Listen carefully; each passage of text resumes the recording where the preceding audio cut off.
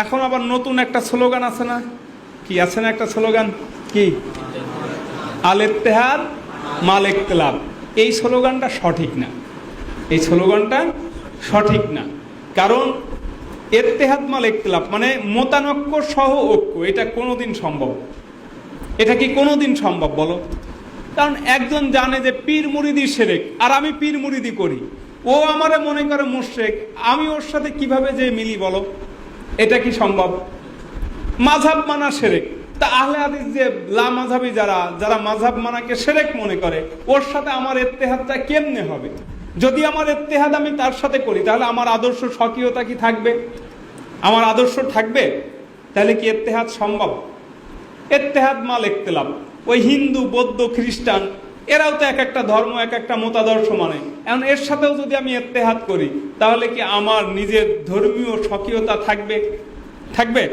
তাই ইত্তেহাদ মাল ইখতিলাফ এই কথাটা সঠিক না। স্লোগানটা হবে আল ইত্তেহাদ মাল ইখতিলাফিল ফুরুই, যে ফুরুই, যে খুঁটিনাটি ইখতিলাফ, এগুলো সহ ঐক্য। যেমন আমরা মিলাদ কিয়াম করি, আর একজন মিলাদ কিয়াম করে না। আমরা ফরজ নামাজের পরে দোয়া মুনাজাত করি, আর একজন করে না। আমরা খুব ভালোভাবে মাজার জিয়ারত করি, আর একজনরা মাজার জিয়ারতকে এতটা গুরুত্ব দেয় না।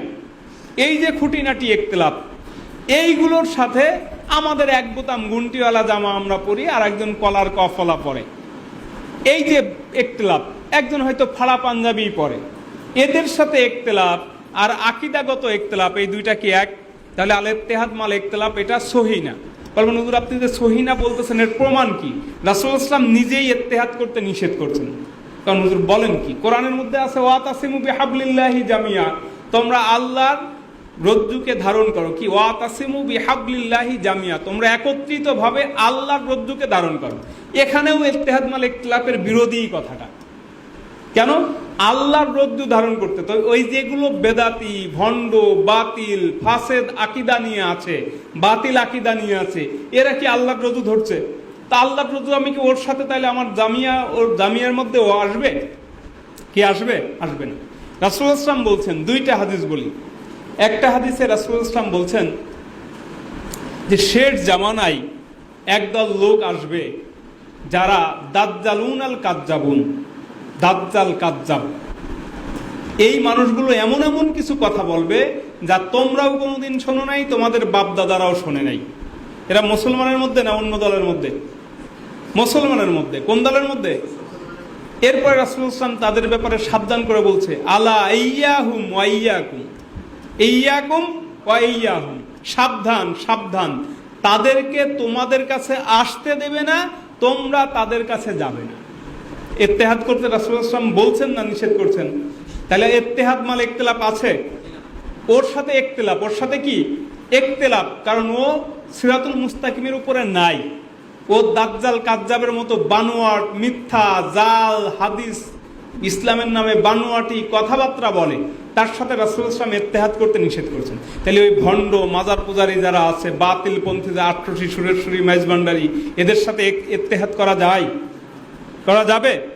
তাহলে এদের ব্যাপারে রাসূল ইসলাম আমাদের ইত্তেহাদ করতে নিষেধ করছেন। আবার অপর দিকে অন্য হাদিসে আছে, রাসূল ইসলাম বলছেন শেষ জামানায় এমন একটা সময় আসবে, একদল মানুষ আমার সাহাবীদেরকে গালি দেবে। কি দেবে? সাহাবীদেরকে গালি দেবে, সমালোচনা করবে। এই মানুষগুলো যদি তোমরা পাও, লা তুনাকিহুম ওয়ালা তুনাকিলুহুম ওয়ালা তুয়াকিলুহুম ওয়ালা তুসাল্লি আলাইহিম ওয়ালা তুসাল্লি মাহুম, যে এই মানুষগুলো যদি পাও যে আমার সাহাবীদের গালি দেয়, আমার সাহাবীদের সমালোচনা করে, ইজ্জত হুরমতুস সাহাবা, আজমাতুস সাহাবা যদি কেউ নষ্ট করে, ওই মানুষগুলোর সাথে যদি তোমাদের সাক্ষাৎ হয়, তোমরা পাও, তাহলে তাদের সাথে বিবাহ বন্ধনে আবদ্ধ হবে না, তাদের সাথে একসাথে খাওয়া দাওয়া করবে না, তোমরা তাদেরকে দাওয়াত দিয়ে খাওয়াবেও না। তারা যদি ইমামতি করে, তাদের ইমামতিতে তোমরা ইক্তেদা করবে না। যদি মারা যায়, জানাজাও পড়বে না, তাদের জানাজাই শরীক হবে না। এখন রাসূল ইসলাম কি এখানে তাফরিক শিখাইছেন নাকি ইসলামের মূলনীতি শিখাইছেন?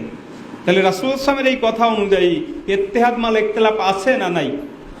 যারা সাহাবী বিদ্বেষী, তাদের সাথে ইত্তেহাদ হবে?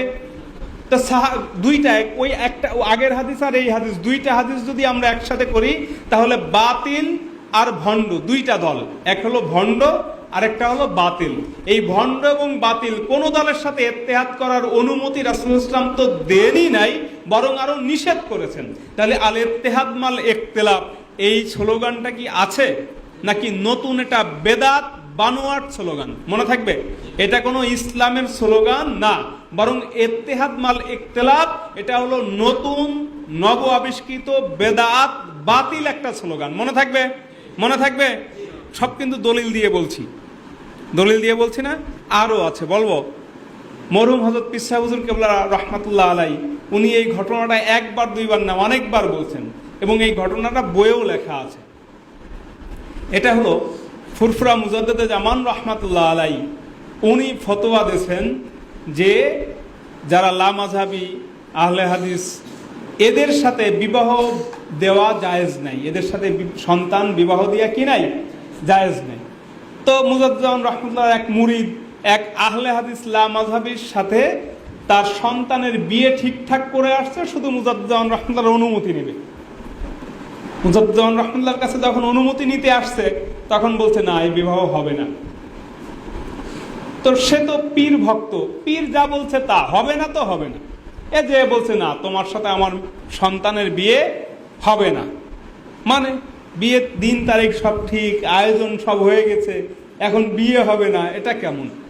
তখন তারা সব মুজাদ্দেদ জামান রহমাতুল্লাহর কাছে আসছেন, এসে বলছেন যে আপনি এই কথা কেন বললেন যে আমাদের সাথে বিয়ে জায়েজ নাই? তখন মুজাদ্দেদ জামান রহমাতুল্লাহ আলাই হিকমতের সাথে একটু ঘুরায়ে বলছেন তোমাদের মতে আমি তো মুশরিক, কারণ আমি মাযহাব মানি।